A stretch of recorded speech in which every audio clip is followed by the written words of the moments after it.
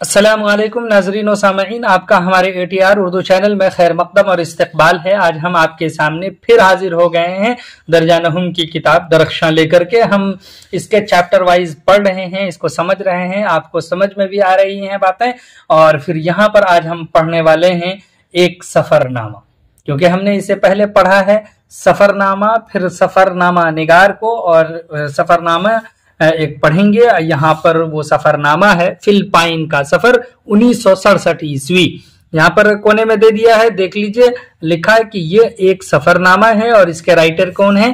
ابن انشا ہے، جن کا اصل نام شیر محمد خان ہے۔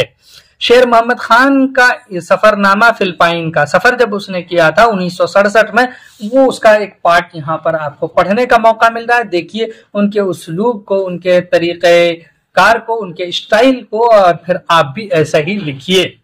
اگر کسی مسافر یعنی سفر کرنے والے کی کوئی نقدی یا کوئی اور قیمتی چیز یا دستاویزات وغیرہ ہوٹل کے کمرے سے گم ہو جائیں تو ہوٹل ہاذا قطعی ذمہ دار نہ ہوگا۔ مہمانان عزیز کو خبردار کیا جاتا ہے، اس کو واقف کیا جاتا ہے، متنبہ کیا جاتا ہے، اس کو تنبیہ کی جاتی ہے۔ الرٹ جس کو آپ کہتے ہیں، اس کو خبردار کہتے ہیں، الرٹ کیا جاتا ہے کہ خواہ چند لمحے کے لیے بھی کمرے سے باہر جائیں، کمرے میں کوئی قیمتی چیز نہ چھوڑیں اور دروازہ مقفل کر کے باہر نکلیں، یعنی تالا لگا کر، مقفل کرنا، تالا لگا کر دروازہ بند کر کے ہی باہر جائیں۔ رات کو کمرے میں سوتے وقت دروازے کی دوہری چٹخنیاں بھی ضرور چڑھا لیں، یعنی اگر دروازے میں دو چٹخنی ہیں ان دونوں کو لگا لیں۔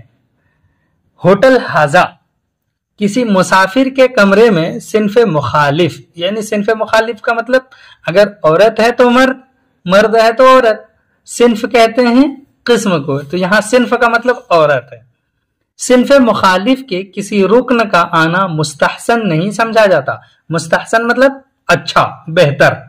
اگر کوئی معزز مہمان کمرے کے بیرے یا ہوٹل کے اسٹاف کے کسی اور رکن سے مل ملا کر کچھ کر لے تو ہوٹل خود کو بری الذمہ سمجھے گا۔ ہوٹل اس سے کیا ہے؟ علیحدہ ہے، وہ اس کی ذمہ داری نہیں لے گا، وہ سمجھے گا کہ ہم اس سے الگ ہیں، اس کے ذمہ دار ہم نہیں ہیں۔ ہم اپنے مہمان عزیز کو یقین دلاتے ہیں کہ ہم ایسی خدمت کریں گے وہ ساری عمر یاد رکھے گا۔ یہ اس ہوٹل کے کمرے میں لٹکے ہوئے نوٹس کی نقل مطابق اصل ہے، یعنی یہ کہہ رہے ہیں کہ ایسی ہم نقل کر رہے ہیں جو اصل کے مطابق ہے، ہر چند کے یہ ہوٹل یہاں کے قابل اعتبار ترین اور معزز ہوٹلوں میں گنا جاتا ہے۔ تاہم مہمان کے جان و مال کی سلامتی یعنی حفاظت کی، اس کے بچاؤ کی گارنٹی دینا دور اندیشی کے خلاف سمجھا جاتا ہے۔ لہذا اس وقت بھی جبکہ رات کے 11 بجے ہم یہ سطور لکھ رہے ہیں، کمرے کی نہ صرف دونوں چٹخنیاں لگی ہوئی ہیں بلکہ ہم نے لکھنے کی میز دروازے سے بھڑا کر اپنا سوٹ کیس اس پر رکھ دیا ہے۔ شام کے جھٹپٹے کے وقت، جھٹپٹے یہاں پر بھی آ گیا، اس سے پہلے بھی آپ پڑھ چکے ہیں، شام کے جھٹپٹے کے وقت کھڑکی کے پیچھے ایک چہرہ نظر آیا تھا۔ ہم نے کھڑکی کھول کر موصوف سے کہا کہ اے جان قیس، تیرا ارادہ کدھر ہے آج؟ بولا آپ کی کھڑکی کے شیشے صاف کرنا چاہتا تھا۔ ہم نے کہا کر لو، لیکن صرف شیشے صاف کرنا۔ بولا مجھے معلوم نہیں تھا کہ آپ کمرے میں آرام کر رہے ہیں، پھر کسی وقت آ کر کر لوں گا۔ روم بوائے سے ہم نے 9 بجے ہی کہہ دیا تھا کہ کھانا کھا چکے، چائے ہم پی چکے، اب ہم آرام کریں گے، تم بھی آرام کرو۔ پھر دروازہ کھٹکھٹا کر پوچھ چکا ہے کہ اور کوئی خدمت۔ سوچنے کی بات ہے کہ منیلا ہوٹل والے غریب الوطن مسافروں یعنی باہر سے آئے ہوئے مسافروں کے آرام و آسائش کے بارے میں کتنے فکر مند رہتے ہیں۔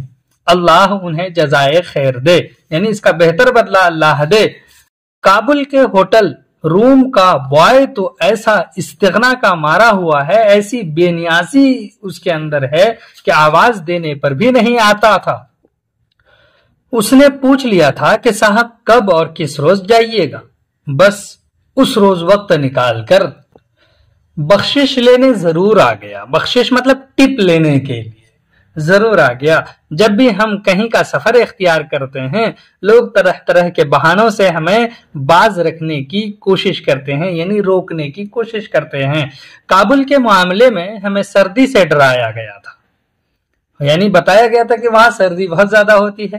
اس بارے میں منیلا کے بارے میں سردی کا عذر نہیں چل سکتا تھا۔ یہاں پر جو ہے اگر کوئی کہے کہ نہیں سردی بہت ہے، کہہ رہا ہے کہ یہ بہانہ نہیں چلنے والا، عذر بہانہ، کیونکہ یہاں 12 مہینے گرمی رہتی ہے منیلا میں۔ ایک بات آپ کو پتا ہوگی، یہ آپ یہ بتا سکتے ہیں، لہذا چوری چکاری کا ذکر لے بیٹھے۔ کراچی میں ہمارے ایک جرمن دوست ہیں، اکثر سفر کرتے رہتے ہیں۔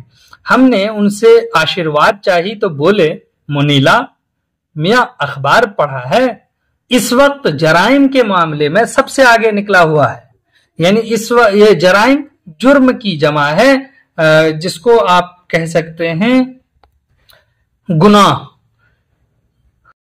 سائیگوان اور نیو یارک سے بھی جی پڑھا ہے، پھر مت جاؤ، جانا ضروری ہے، وہاں چوری ضرور ہوتی ہے، جیب ضرور کٹتی ہے، اپنے ساتھ کوئی رقم وقم لے کر مت جانا۔ رقم وقم ایک موضوع ایک محمل ہے، وقم تو کہہ رہا ہے کہ پیسہ ویسا لے کر مت جانا۔ جی اچھا، ٹیکسی والے بہت بدمعاش ہیں، مطلب بدمعاش بہت زیادہ شرارتی ہیں۔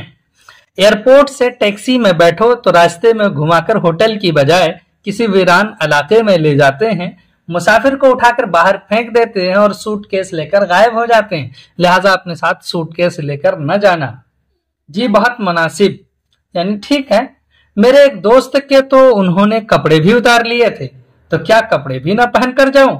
بولے یہ میں نہیں کہتا، ہاں سب سے بڑی قباحت کہتے ہیں پریشانی، تکلیف، برائی۔ یہ قباحت یہ ہے کہ وہاں کسی کی آبرو محفوظ نہیں، آبرو عزت کسی کی بچی ہوئی نہیں، محفوظ بچی ہوئی۔ اقوام متحدہ یعنی UNO کے دفتر کی ایک میم صاحب وہاں تنہا گئی تھیں۔ ہم نے کہا جس قسم کی آبرو کا آپ حوالہ دے رہے ہیں اس کا ہمارے معاملے پر اطلاق نہیں ہوتا، یہ ہم پر لاگو نہیں ہوتا ہے۔ مصر ہو کر کہنے لگے، مصر ہونا بضد ہونا، اصرار کرنا۔ میں پھر کہتا ہوں کہ مت جاؤ، ضرور جائیں گے۔ ہم نے کہا ہم سمجھ گئے تھے کہ یہ فرنگی آدمی ہے، فرنگی مطلب انگریز آدمی ہے، یہ نہیں چاہتا کہ کسی ایشیائی سے شیر و شکر ہونا محاورہ ہے۔ شیر و شکر یعنی محاورہ ہے جو اس کا مطلب ہوتا ہے مل جل کر رہنا، کسی قسم کا تعلق قائم کریں۔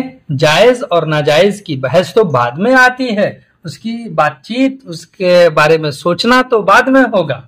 یہ اچھا ہے کہ میرے فلپائنی دوست بینی بابو کو میرا خط مل گیا تھا، اس لیے وہ اپنی فرلانگ بھر لمبی کار لے کر ہمیں لینے منیلا ایئرپورٹ پر آئے تھے۔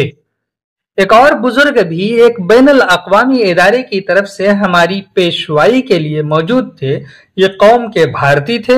ہم نے ان کا شکریہ ادا کیا، بولے تو اچھا اپنے دوست کے ساتھ جا رہے ہیں آپ؟ ٹھیک ہے، فلاں ہوٹل میں آپ کا بندوبست ہے، یعنی بندوبست انصرام ہے، تھوڑا مہنگا ہے لیکن نسبتاً محفوظ ہے۔ آپ ان سے کہہ دیجئے کہ اقوام متحدہ کے کام سے آئے ہیں، تھوڑی سی رعایت بھی شاید کر دیں، یعنی رعایت مطلب تھوڑی سی چھوٹ بھی آپ کو دے دیں۔ یہ ساری چیزیں آپ کو کرنی ہیں۔ تو اگر آپ اس کا تھوڑا سا خلاصہ جاننا چاہتے ہیں تو آئیے ہم آپ کو بتاتے ہیں جو اس میں شامل ہے۔ اس کا خلاصہ 2-4 لائن میں 4 لائن میں اس کا خلاصہ آپ دیکھ لیجئے جو کچھ آپ نے پڑھا ہے۔ لکھا ہے کہ ابن انشا نے منیلا یعنی فلپائن کا جو سفر نامہ لکھا ہے اس کا ایک حصہ آپ نے گزشتہ صفحات میں پڑھا۔ ابن انشا نے بتایا کہ کس طرح لوگوں نے انہیں اس سفر سے باز رکھنے یعنی روکنے کی کوشش کی اور وہاں کے خطرات سے آگاہ کیا، یعنی وہاں کے ڈینجرس استھتی سے واقف کیا، جبکہ ایسی کوئی خاص بات نہ تھی۔ تھوڑا بہت سلامتی کا مسئلہ تو ہر نئے ملک میں سیاح کے لیے ہوتا ہی ہے۔ سیاح سفر کرنے والے کو سیاح کہتے ہیں اور ہر جگہ ایسی سچویشن آتی ہے۔ چلیے پھر ہم آپ سے ملتے ہیں، تب تک کے لیے خدا حافظ، السلام علیکم۔